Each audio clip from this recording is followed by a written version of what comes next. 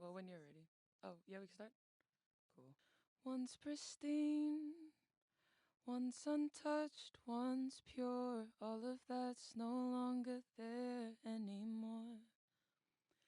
Stripped down, torn apart, shipped away, piece of our hearts, yet still we breathe. Like the wind we still move, like the waves we rise high, like the sun we never die. We will stay standing, hear our calling. We're rooted to the ground, we're here to stay. No staying quiet, we stand united. We're rooted to the ground, can't tear us down. We're here to stay. Oh, oh, oh. We're here to stay. Oh, oh, oh. There is hope, there is strength, there is power, there is change in you and I.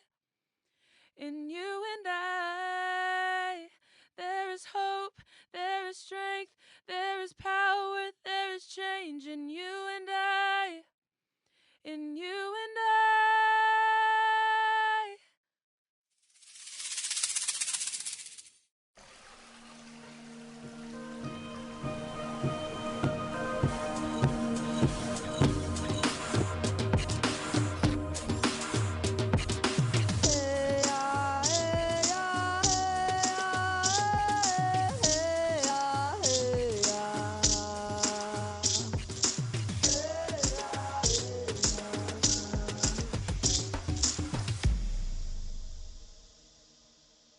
Okay, Hochamapi. Hello, everyone, from wherever you're hearing.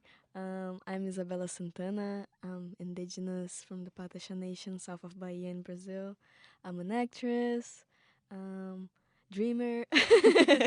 I work as a producer at If Not As Then Who, and also as a communicator at Visibilidade Indígena. And I'm very happy to announce that today we have here with us Mia Kami. Hi, Mia. Hi, thank you for having me. Thank you for being here. So, you're a singer, storyteller. Tell me a little bit about you. Who is Mia Kami? Well, thank you.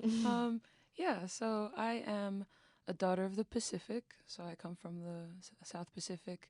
I am originally from Tonga, which is a small island in the Pacific Ocean. We have a population of 100,000. Um, I am my day-to-day job is I'm a high school teacher at Tupo College Toloa in Tonga, which is an all-boys boarding school back home.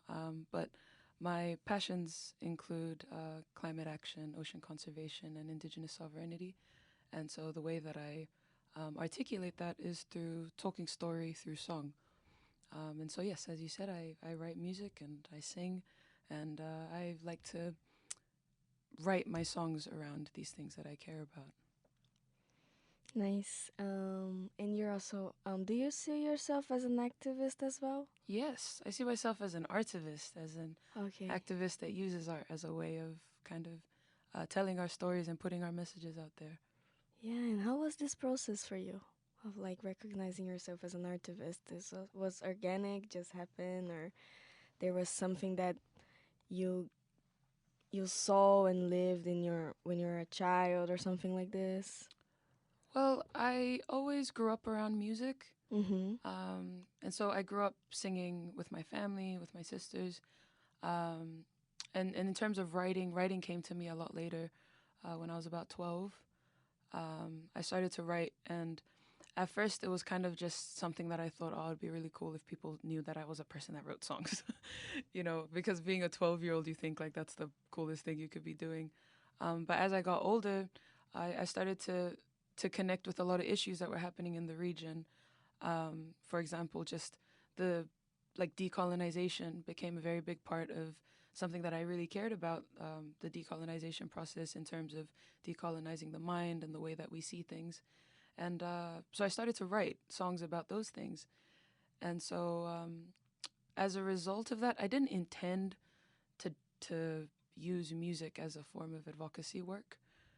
It was more something that I stumbled upon almost accidentally, but then it was almost also on purpose in terms of like, it just happened, but it was something that was meant to just happen, I feel, because it's something that I feel truly, truly passionate about. And I feel like it's the best way that I can contribute to fighting for things that I believe in, that I feel are important for the region, for the Pacific region. Yeah. Talk a little bit about the Pacific region. We were talking about it before recording. I wanted to know about your people. Is the Tongan people, right? And Fiji and all of this. Yeah. So I'm very proud to be a Pacific Islander. I grew up in Tonga for the first 10 years of my life. And then we moved to Fiji with my family, where I lived in Fiji for 14 years. And I finally just moved back to Tonga this year in May. But being from the Pacific is really special because we believe that we are ocean people. We are people of the ocean. We belong to the ocean. The ocean never belonged to us, and so we see the ocean as something that doesn't separate us, but something that connects us. And so I think what's really special about the Pacific region is even though we're on completely different lands, yet we still have very similar cultures. There's always an overlap in our different cultures. Like we have our subregions like Melanesia, Micronesia, and Polynesia. And these subregions were categorized by the colonizers. And yet even though it's viewed as these different separated parts, there are so many similarities between our cultures. For example, there's the culture of community, and I'm sure you can understand this and relate to this as an Indigenous person as well, where being a part of your community is really essential. And when we do things, we do it for our community. There isn't a lot of individual thinking, right? It's not like you don't go into your community and act for yourself. You're going into your community to act for those around you, for your people, right? And so I think that's something very beautiful about the Pacific, is that there's this connection. Even though we're separated by the ocean, it's still something that brings us together. And all of us can understand that nature is an essential part of our cultures and our identity. And so it's something that we have to nurture. And unfortunately, as time goes, it's something that we're losing, but it's also now with the work that you do, with the work that a lot of other people are here for Climate Week for, it's something that we're trying to bring back, the whole belief of traditional knowledge and Indigenous guardianship. And that's something that stretches across the Pacific, right? Yeah, and you speak through the land with your music, right? And I wanted to know, like when we are Indigenous artists or Native and Pacific Islanders, like you said, we inherently, like, everything we do is political, even though we are not, like, our existence is political because we've been through a lot and we are resisting, and in the world we live in, where there's lots of destruction, we are calling it Anthropocene now. We are still alive and maintaining our cultures and our memories and the memories of our ancestors. And I wanted to know from you, if you feel like you feel any like if you feel if you have a sense of responsibility as a young activist. Like sometimes it's something that I think a lot. Like sometimes I feel it's heavy, sometimes I feel it needs to be light. Do you feel that? Is that something you feel? I mean, yeah, I think it's something that we all feel when we go into this kind of work, right? It is a lot of responsibility, and it's a lot of thinking and making sure that when you're trying to articulate our purpose and why we're coming into these spaces, you want to do it in the best way possible, not for yourself, but for the community that you're coming with, right? Like when we come into these spaces, we're not coming on our own. We're here with our ancestral connections. We're here with our people, our community. Like I said, it's not just us, right, in this fight. And so, yeah, there's definitely a lot of responsibility. And it does get really heavy. it can be very overstimulating as well. But you know, I do feel like there's a reason that we come here, that there's a reason that we come into these spaces, to ensure that we're represented well and correctly, and that we have a voice in the conversations, and that our voices are uplifted instead of shoved aside and only pulled over when they need like a sob story, right? Yeah. Yeah. When you say that there's a reason, I always remember that phrase, that we are like the continuity of our grandmothers, the dream of our grandmothers, and That's beautiful. yeah. Oh my goodness. Yeah, Yeah. that's something that I carry with myself, like whenever I feel it's too heavy, you know? Yeah. Is there any advice or thing you like to hear or remember when you're feeling everything is too heavy, or, you know? I think it's really important that we be kind to ourselves in this kind of work. I think I have a tendency to sort of discredit myself a lot. You know, you doubt the things that you say. And I'm sure you can understand this too, you know? I know. Like everything that you're saying is like, is this good enough? Am Good I enough, going to yeah. step on toes? And the worst part about stepping on toes is you don't want to step on the toes of your people, right? Like I don't mind, you know, like pushing against whatever's coming at me, but like the last thing I want is to disappoint, you know, the people that I come from, the places that I come from. And so I think but then I it's important that I can remind myself, or that we can remind ourselves, that coming into these spaces you're going to be uncomfortable, you know, and I think discomfort is a good sign of change happening. And so, like, you know, when you're stuck in your comfort zone, it's not, if you feel too comfortable, then it shows that there's still work that needs to be done, right? Yeah. What about you? How do you feel about that? Yeah, like I asked you that because it's something that I wanted to hear from you as a young woman, like because I feel sometimes that it is heavy, right? Um, I think, as you said, the process of our communities was very different. In the Pacific Island, in Bahia, Brazil, in Bahia was the place of first contact of the invaders in Brazil. So we've gone through a lot, more than 500 years of contact. Oh my goodness. Yeah, so we've been through a lot of migration, and our languages almost disappeared, things like this. And I am in this. I am in the second generation of migration. So I was born not having the chance to um, learn the culture right in the land, you know. So I am in this moment of returning. My grandmother was a huge activist. So I feel like it's a huge responsibility, because by being born out of the community, I had more opportunities. For example, to learn English and to be here with you, Yeah. that girls from my community didn't have. So it's such a huge responsibility to be here. Yeah. And to me, like the best thing and the thing that makes me the most comfortable is just like remembering my grandmother, the struggle she had for me to be here, because there is a purpose for everything, like you said. And also to always be in touch with my loved ones who are in the community and who are in the village, and just having this support is very important to me. So I think it's all based in communication from the loved ones that are present here, and also from the ancestors. So yeah, I think, yeah. That's beautiful. And also from nature, like being in the sea, and like, yeah. Yeah. See, that's what I mean by like connection, right?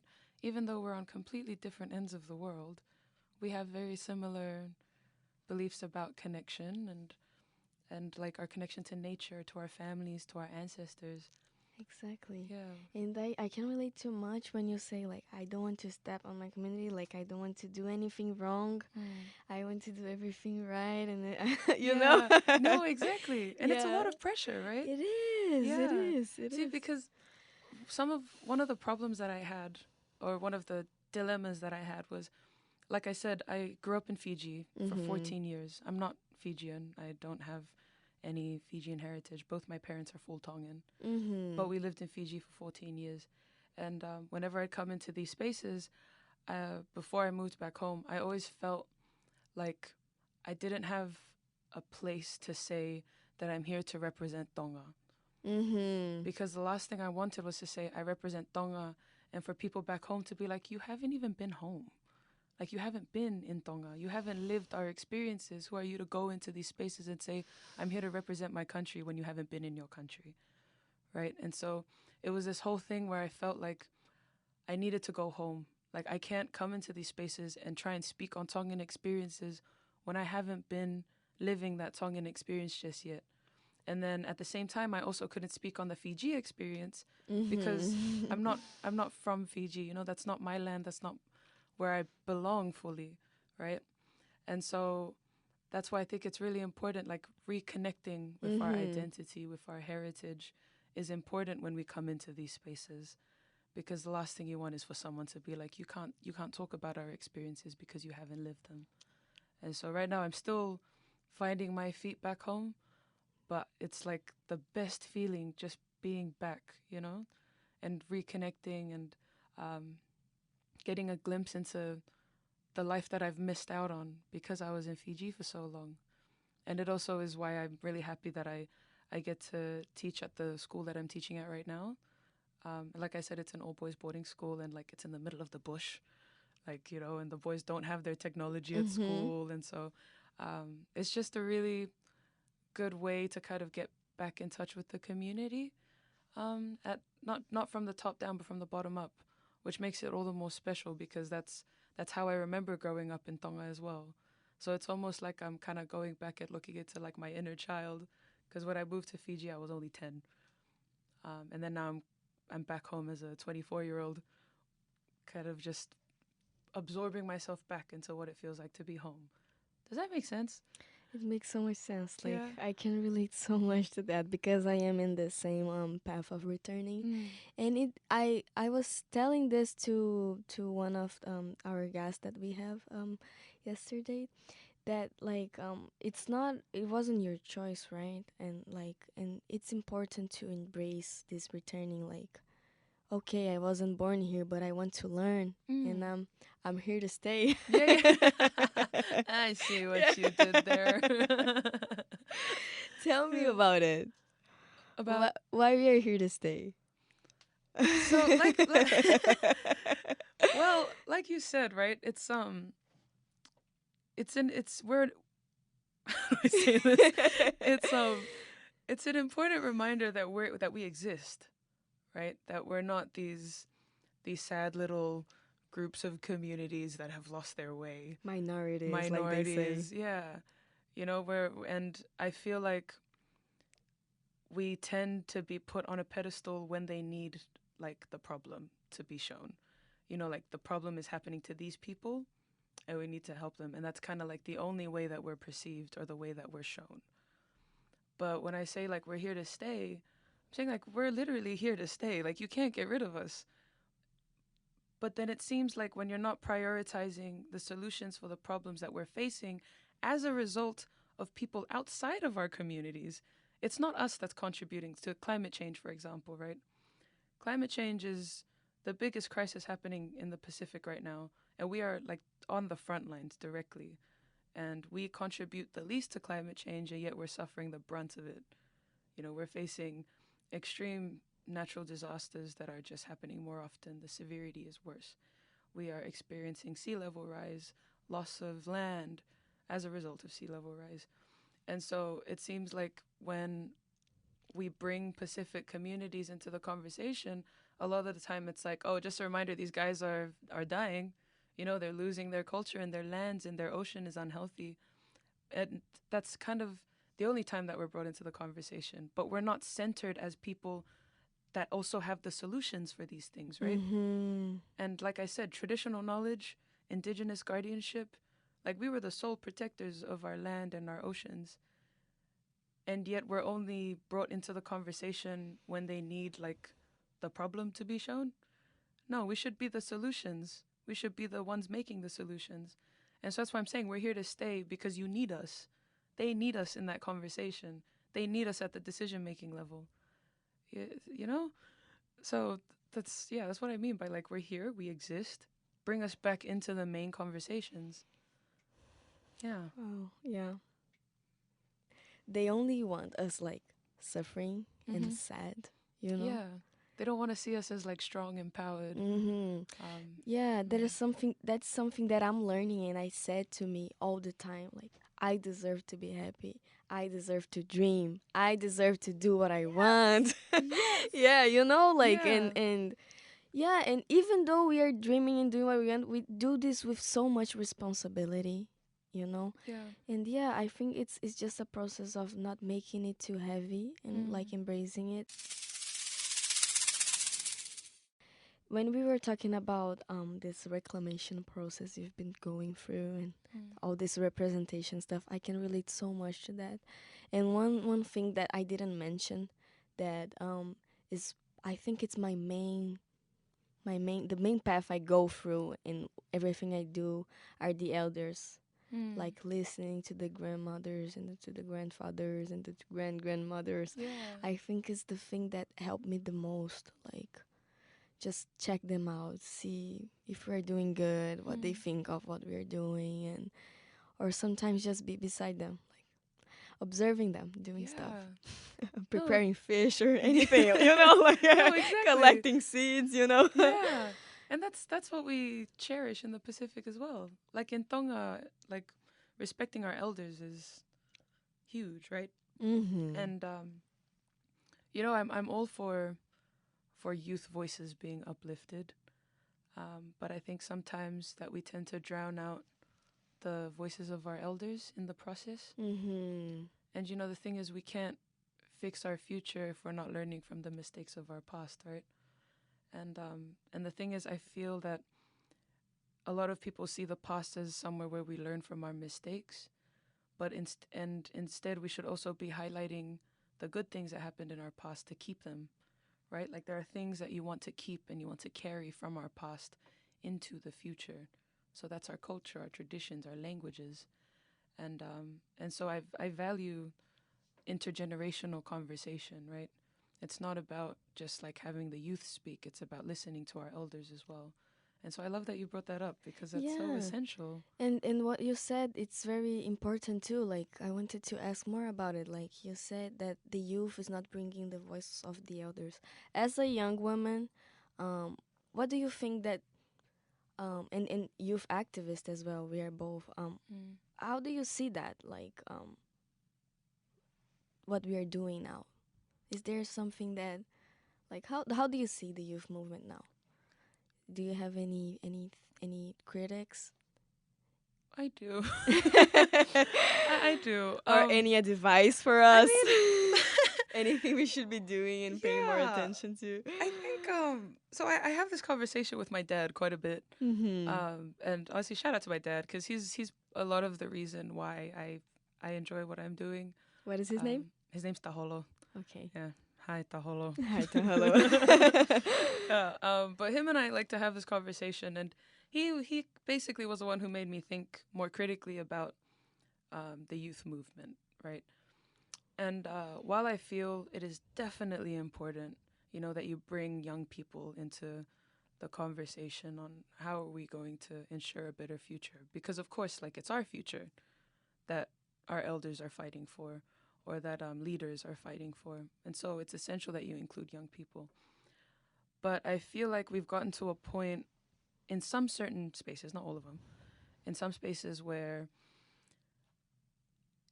we value, or maybe not, value is probably not the right word. We care about youth voices so strongly that it's their opinions that we take into consideration the most, right? And it becomes an issue when these particular voices that we're censoring from young people doesn't take into consideration the stories and the voices of our elders. Do you get what I'm saying? I get it. Yeah, because it's like there's a lot of youth movements and there's a lot of youth-led movements, but then these movements tend to stray from listening and hearing the stories of our elders, because like I said, if we're not listening to our elders, how are we going to know the important things to bring forward, right? How are we going to learn learn from their mistakes? It's not just a matter of one generation, it's about intergenerational conversation. And so in the Pacific, we say talanoa. So talanoa is to speak, and so intergenerational talanoa is important. So that would be my little criticism there. But I gotta give props to like youths that are leading the way, paving the way. That's great. But we gotta bring the stories of our elders with us too, because we're storytellers, right? So we gotta bring that with us. I can't even believe it's almost half an hour now. Is it? Yeah, it's almost half an hour that we've Oh my been days. yeah. So Okay. good, because the time passes so fast because the Yeah. conversation is good. Oh, I almost don't want this to end. Yeah, This is a great I would stay conversation. for more 1 hour here talking and more.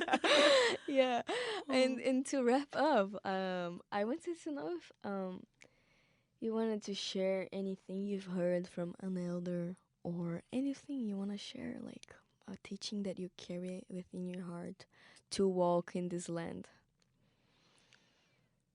There's a lot that I could share,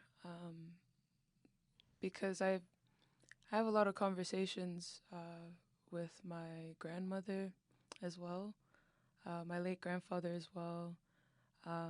A lot of my relatives, I just enjoy sitting and listening. It's such a joy to hear the stories that they share, right?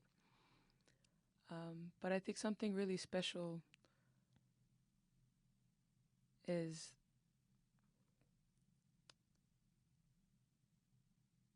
the fact that we have our elders with us while we still have them, that we can still listen to these stories that they're telling.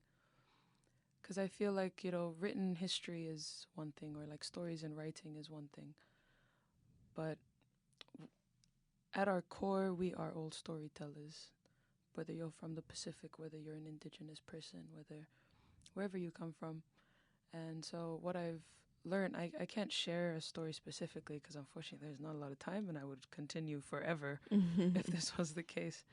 But I think what I would just want to finish off with is we need to take the time to listen to our elders as much as we can, right?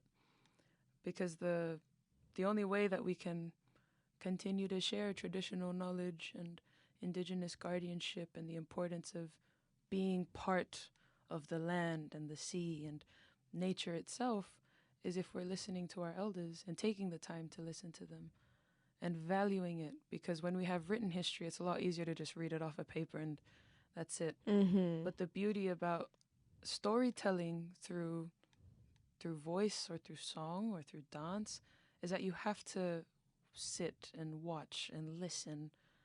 You have to be present. And being present is such an important part of the movement. You don't want to just be there just because you're there to take notes and to go and move on and stick it on a poster.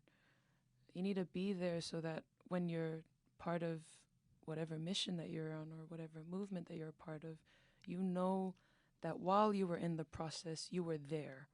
You were all there, like fully, completely there. And so I think that's what I would wrap up on. Thank you. Oh wow, you're such a beautiful person. And you are too. I'm really enjoying this conversation. It's amazing, yeah. Oh. Baishu, it's a beautiful Baishu. Baishu? Baishu. Oh, Nichi Baishu. Dichi? Nichi. Nichi It's Baishu. very, Nichi Oh, Baishu. Nichi Baishu. We would say Jakana Nichi Baishu. Faka Ofa Ofa. Faka Ofa Ofa. Faka Ofa Ofa. Faka Ofa Ofa. Faka Ofa Ofa. Yeah, so that means beautiful. Oh. Yes. So thank you for having me. Thank you. And how can I keep following you? Tell everyone that is listening to us. Sure. Where can I find your work? My music is on Spotify and Apple Music and YouTube. You can just search up my name. It's there. Yeah. Instagram? Instagram, just my name again. yeah, so you can go ahead and see what I'm up to every now and then. Okay. Yeah. And listen to this podcast too. I'm so excited for like when I hear whoever else was here. Oh my gosh, I'm so excited. Okay, so you Yeah. guys don't forget to follow Impact Storytellers here in Spotify, and also If Not Us Then Who, and Visibilidade Indígena too. Yeah, okay, Yes. that's it. Okay, Thank you. you. Yay! Like the wind we still move, like the waves we rise high, like the sun we never die. Like the wind we still move, like the waves we rise high, like the sun we never die. We are standing, hear our calling. We are rooted to the ground, we're here to stay. No staying quiet, we stand united. We are rooted to the ground, can't tear us down. We're here to stay. Oh, oh, oh, we're here to stay. Oh, oh, oh, there is hope, there is strength, there is power, there is change in you and I. In you and I, there is hope, there is strength, there is power, there is change in you and I. In you and I, like the wind we still move, like the waves we rise high, like the sun we never die. No staying quiet, we stand